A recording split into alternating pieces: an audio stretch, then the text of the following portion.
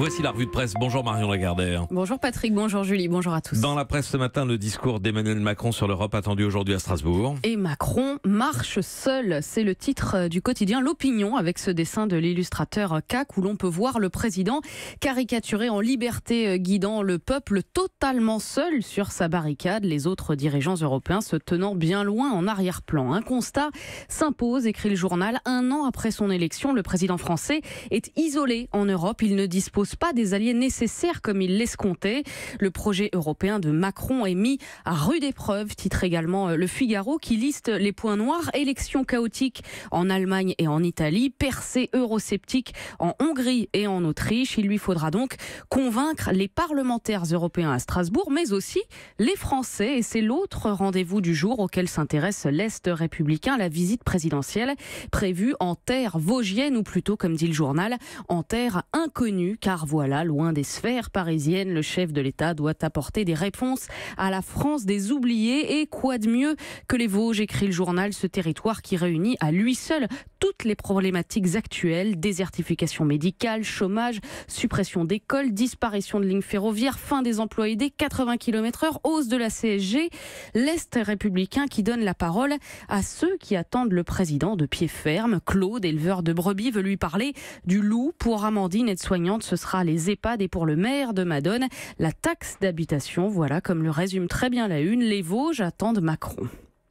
On ne serait donc pas heureux dans les Vosges. Non. Et on ne l'est pas non plus en Ile-de-France. C'est l'enquête du Parisien ce matin. Voilà, trop de stress, Patrick. 69% des Franciliens veulent changer de vie. C'est le constat d'une étude menée auprès de 2200 personnes par le forum Vie Mobile dans les Hauts-de-Seine. 70% d'habitants ont envie de partir. C'est 74% dans le Val-de-Marne et en Seine-et-Marne, 75% en Seine-Saint-Denis et 76% en Essonne. Les Parisiens, eux, sont 56% à se dire que la vie est plus belle ailleurs. En tête des motifs, ça parlera à beaucoup d'urbains. Le rythme de vie, trop stressant. Ensuite, le coût de la vie et de l'immobilier, intenable. Et enfin, la pollution qui rend la qualité de vie médiocre. Un quart des foyers envisagent sérieusement un départ dans les 5 ans, nous dit le Parisien, qui publie le témoignage de Sébastien. Lui a franchi le pas. Il a quitté le Val d'Oise et son emploi à Paris pour s'installer à Toulouse. Il est passé d'un appartement au 4e sans ascenseur à une maison avec jardin et potager. La première fois que je suis revenu, dit-il, et que j'ai trouvé le RER bondé, j'ai compris à quel point je me sens plus libre à Toulouse. Bon, les Toulousains veulent-ils quitter Toulouse? J'ai bien regardé dans la dépêche du midi, mais il n'y a pas encore d'enquête sur la question.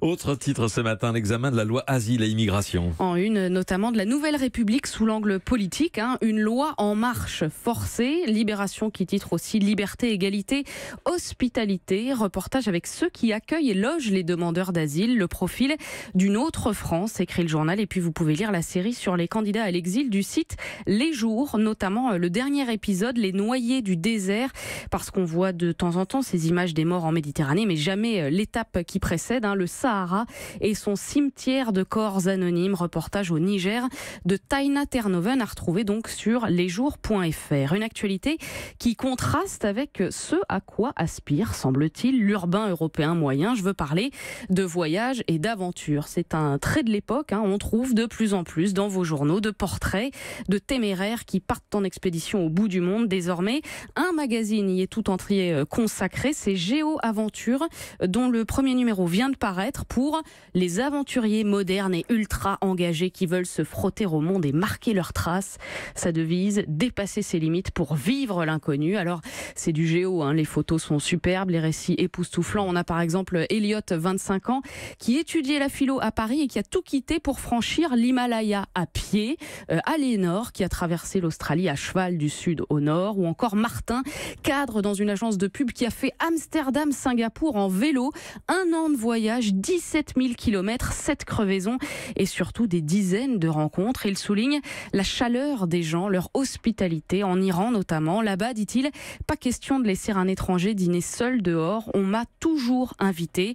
Et c'est lui qui fait la couverture de Géo Aventure sous cette citation de Sartre: chaque homme doit inventer son chemin. C'est donc un nouveau magazine Géo Aventure. Enfin, l'Humanité et les Échos ont choisi la même photo du jour. Oui, en l'occurrence, une sculpture de baleine grandeur nature exposée à Rome en Italie. L'œuvre s'appelle Plasticus et vous l'aurez compris, elle est faite de plastique. 250 kilos de bouteilles, bouchons et autres pailles agglomérées, ce qui correspond, écrivent les Échos, au poids de déchets plastiques rejetés à la mer chaque seconde dans le monde. C'est l'association Une mer à sauver qui a fabriqué cette sculpture au pied de laquelle on trouve ce message: laissez tomber le plastique. Un message qui résonne avec ce papier de la Croix. Comment se débarrasser des plastiques?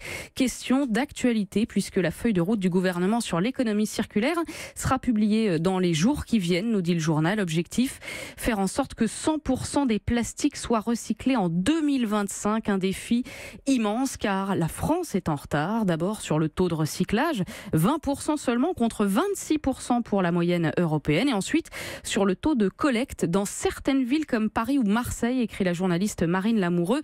Seule une bouteille en plastique sur 10 est collectée. En Allemagne, 90% des bouteilles le sont. Mais est-ce que finalement recycler suffirait?